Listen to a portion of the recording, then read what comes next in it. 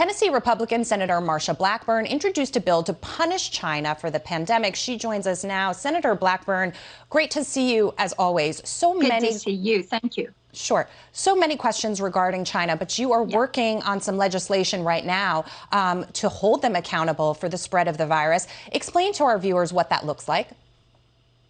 Yes, and one of the things we think is important to do is to send that message to China that we do hold them accountable for this because they lied, they were not transparent, they wouldn't share information. Even now, they have not let the CDC and the WHO into that lab. So one of the pieces of legislation is from Senator McSally, Rep. Gooden, and I, and it's the Stop COVID Act. This would allow U.S. citizens to hold the Chinese Communist Party legally responsible and to seek compensation for the loss of life and livelihood during this COVID-19 pandemic. Senator Blackburn, I don't envy the position that the president is in right now because on one hand, you have to deal with the spread of the virus. On the other hand, you're also dealing with the economy and the fact that China is a very significant trade partner. So how do you walk that line if you are the president as we move forward and make sure that we're trading and abiding by the rules that are supposed to be implemented from the phase 1 trade deal, but at the same time, making sure that China realizes, these kinds of mistakes cannot happen again?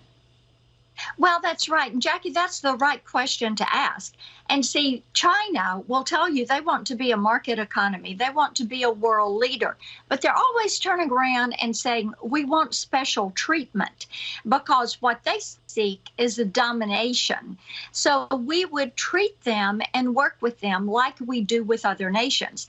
And I think it is so significant that other countries, whether it's Germany or France or Spain or Japan, they are all working with us to say China needs to be held accountable.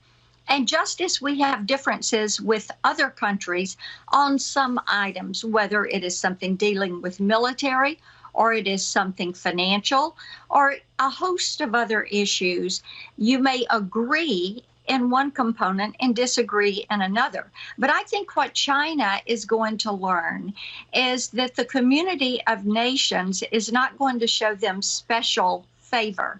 And that is what they have wanted. And the fact that they knew that they had this virus and they knew that they had 3,000 cases before Wuhan ever said anything. They knew it came out of that lab. They knew for weeks that they had an outbreak, then an epidemic. President Xi knew for 6 days there was a pandemic afoot, and they said nothing.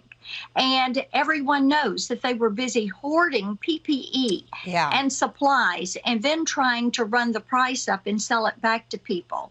And you bring These are the things.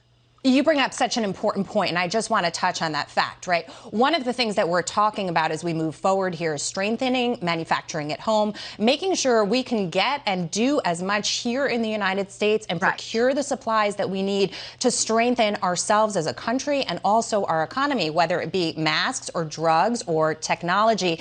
At the same time, it's tough to do that because it brings us back to this dance on trade. Well, it does. And Senator Menendez and I have the SAMC legislation that would incentivize bringing our pharmaceutical manufacturing back. It is vitally important that we not, that we cannot leave our supply chain vulnerable, whether it is going to be in our pharmaceuticals or whether it's going to be in other critical supply chain issues, telecommunications, electronics, auto manufacturing. And there is bipartisan agreement that we need to put some focus on that. There is also bipartisan agreement. Senator Markey and I are working on legislation to deal with the human rights issues and the violations of China and the overstep of other despotic regimes that are using COVID-19 as a way to surveil their people. So my hope is that we will put this on China's actions, their human rights violations, but we also will deal with them in a manner that they know that they have to practice a proper footing, if you will, enact a proper footing when it comes to dealing with human rights, that they cannot lie to people and get by with it. They cannot hide information and get by with it.